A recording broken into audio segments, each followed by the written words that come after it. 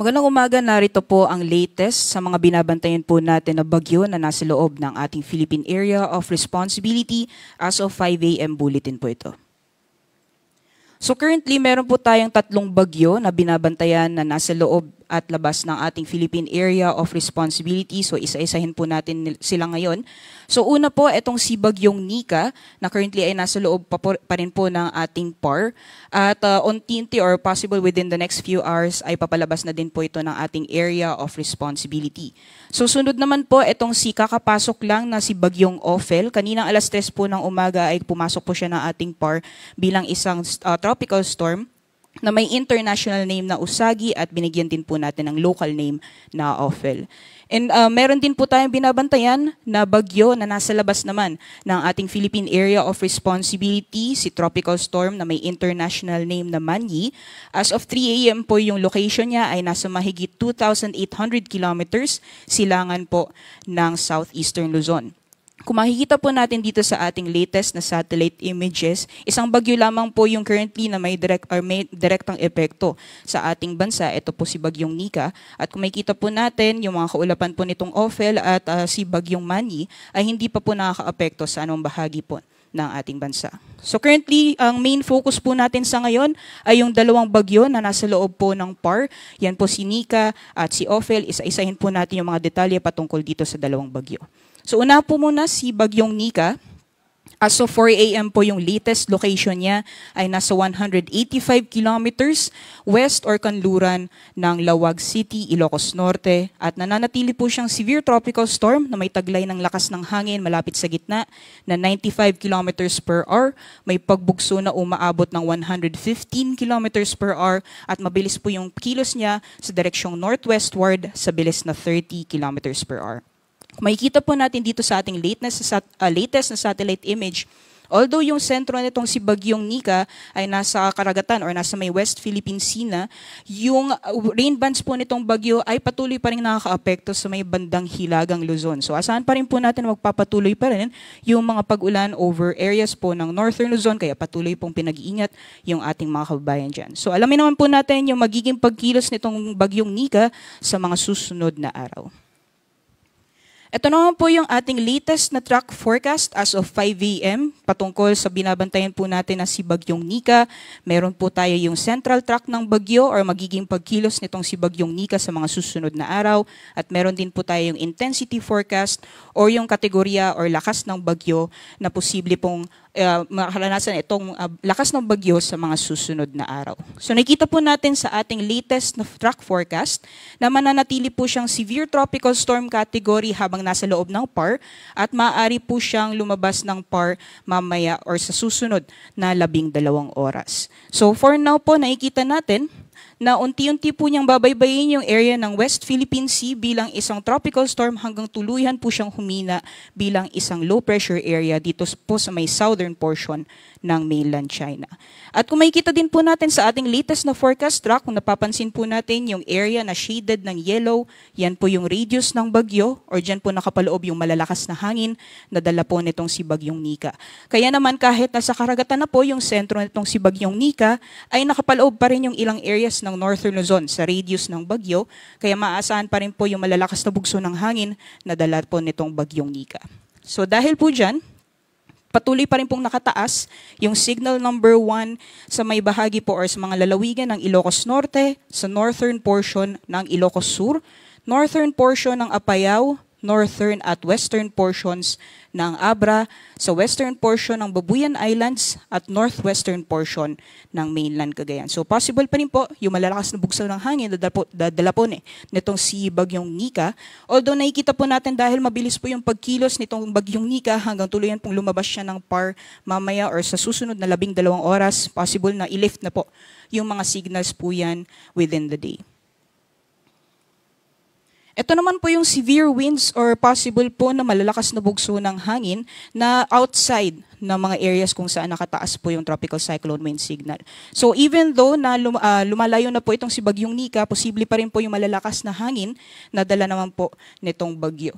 So possible po ngayong araw magiging mahangin po yung panahon, may mga pabugso-bugsong mga hangin sa areas po ng Ilocos Sur, sa La Union, Pangasinan, Batanes, dyan po sa Cagayan kasama ang Bubuyan Islands, gayon din sa Isabela.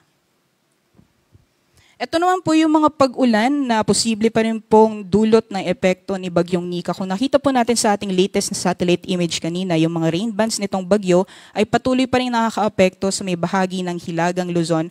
So for today po, asahan pa rin natin ang possible na moderate to heavy na mga pag-ulan. Yan ay 50 to 100 millimeters total rainfall for the next 24 hours sa areas ng Ilocos Norte, sa Cagayan kasama ang Babuyan Group of Islands, pati na rin sa Batanes. So patuloy pong pinag-iingat yung ating mga kabayan dahil ilang araw na din po tayo nakakaranas ng tuloy-tuloy na mga pag-ulan. So possible po na magpapatuloy pa rin yung mga areas na binabaha or possible pa rin po yung mga pagbaha, gayon din yung pagguho ng lupa. Pagdating naman po sa kalagayan ng ating karagatan, kung napansin po natin yung sentro nitong si Bagyong Nika ay nasa may west ng Ilocos provinces. So possible pa rin po yung maalon hanggang sa napakaalong karagatan sa may dagat baybayin ng Ilocos Norte at Ilocos Sur. So delikado pa rin pong pumalaot, lalong-lalo na po yung ating mga kababayan na may mga maliit na sakyang pandagat. So dapo naman po tayo dito sa isa pang bagyo na minomonitor po natin na nasa loob ng ating Philippine Area of Responsibility, nakakapasok lang na si Bagyong Ophel. So tropical storm po siya na may local name na Ophel, international name niya po ay Usagi, ito po ay galing sa bansang Japan, na ibig sabihin ay rabbit or kuneho. As of 4 a.m. po, ang location niya ay nasa 1,170 kilometers, silangan ng southeastern Luzon at nagtataglay po ito ng lakas ng hangin ng 75 kilometers per hour malapit sa gitna, pagbugso na umaabot ng 90 kilometers per hour at kumikilos po west-northwestward sa bilis na 25 kilometers per hour. Gaya po ng nabanggit natin kanina, wala pa po itong direktang epekto sa anumang bahagi ng ating bansa. Yung mga kapal na kaulapan na dala po nitong si Ophel ay hindi pa po nakaka-apekto sa ating kapuluan. Pero dahil inaasahan po natin na patuloy pong lalapit itong si Bagyong Ophel sa ating kalupaan, unti-unti pa rin po natin mararanasan yung epekto nitong bagyo sa mga susunod na araw.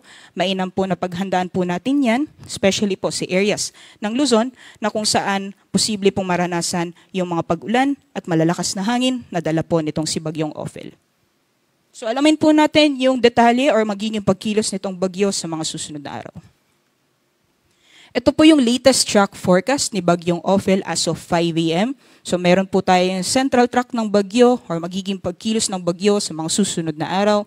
Yung intensity forecast niya or lakas ng bagyo, category ng bagyo habang patuloy po niyang binabaybay yung silangang karagatan ng ating bansa dito sa loob ng ating PAR area at yung area na shaded ng yellow ay radius ng bagyo. So based po sa ating latest na track forecast, nakikita po natin na habang patuloy niyang binabaybay yung silangang karagatan po ng ating bansa, unti-unti po siyang lalakas, maaaring maging severe tropical storm at typhoon category. Pagdating naman po ng Wednesday, meron po din po tayong landfall scenario sa may bahagi naman ng Northern Luzon, pagdating po yan ng Thursday afternoon or Thursday ng gabi.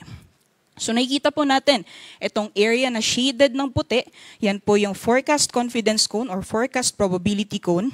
Yan po yung areas na maaaring daanan pa rin ng sentro nitong bagyo sa mga susunod na araw. So hindi lamang po sa may area ng Northern Luzon ang possible landfall scenario din, possible din po sa may area ng Aurora. So nakapaloob po sila sa ating forecast confidence cone. So mainam po na minomonitor po natin yung magiging pagkilos nitong bagyo sa mga susunod na araw para makapaghanda po tayo in advance. Ito naman po yung malalakas na hangin na inaasahan po nating dulot na epekto nitong Bagyong Ophel sa mga susunod na araw. So even though yung radius ng bagyo, nakikita po natin na may kaliitan pa, so wala pa pong ibang anong bahagi ng ating bansa ang nakapaloob sa radius ng bagyo. Pero inaasahan po natin na dahil lalakas pa po siya, maaring lumawak pa po yan at ilang areas na po ng ating bansa ay mapapaloob sa signal warning sa mga susunod na araw. So for now po, nakikita natin na may posibilidad na makakaranas po tayo ng malalakas na bugso ng hangin habang papalapit po itong si Bagyong Ophel. Outside po yung areas na kung saan itataas yung mga tropical cyclone wind signals po natin. So tomorrow, maaari na po yung mga pabugso-bugsong hangin or mahangin na panahon sa Catanduanes. Pagdating naman po ng Thursday, mararanasan po yan sa Camarines Provinces, sa Batanes, sa Quezon, gayon din sa northern portions ng Catanduanes. Pagdating naman po ng Biyernes, maaari din po maranasan yung mga pabugso-bugsong hangin sa Isabela at sa northern portion ng Aurora. So review lang po natin yung ating track. Nakikita po natin na magiging mabilis yung pagkilos nitong bagyo. So nakikita po natin na dahil mabilis yung pagkilos nitong bagyo at may possibility na lumawak po yung radius nitong bagyo kung saan mararanasan po yung malalakas na hangin na dala nitong si Bagyong Ophel, maaaring magtaas na po tayo ng wind signal number 1 sa areas po ng Cagayan Valley, kung hindi sa areas din po ng Aurora, mamayang gabi po or bukas ng madaling araw. Dahil yung wind signal number 1 winds po natin ay may warning lead time po tayo na 36 hours. Ibig sabihin sa susunod na 36 hours ay unti-unti na po nating mararanasan yung malalakas na bugso ng hangin na dala po nitong si Bagyong Ophel. Ito naman po yung heavy rainfall outlook natin sa mga susunod na araw, dulot naman na epekto nitong si Bagyong Ophel. So nakikita po natin, dahil doon sa track forecast, napansin po natin may landfall scenario po tayo sa may bahagi ng Hilagang Luzon. Makakaranas po ng malalakas mga pagulan starting Thursday po yan sa may bahagi ng Cagayan, sa Isabela, Cagayan kasama ang Babuyan Islands, at moderate to heavy naman po ng mga pagulan sa Apayao at Kalinga. So hindi pa po tapos yung areas po na dinaanan ni Bagyong Nika ay makakaranas pa rin po ng malalakas mga pagulan sa mga susunod na araw. So patuloy pong pinag-iingat yung ating mga kabayan dahil overly saturated na po yung mga kalupaan po natin dyan. Mataas po yung posibilidad mga pagbaha at pati na rin yung mga pagguho ng lupa. Para manatili po tayong updated, monitor lang po yung mga forecasts at yung mga updates po na nilalabas natin sa pamamagitan ng ating mga social media accounts, pati rin po ang aming website, pag-asa.ust.gov.ph.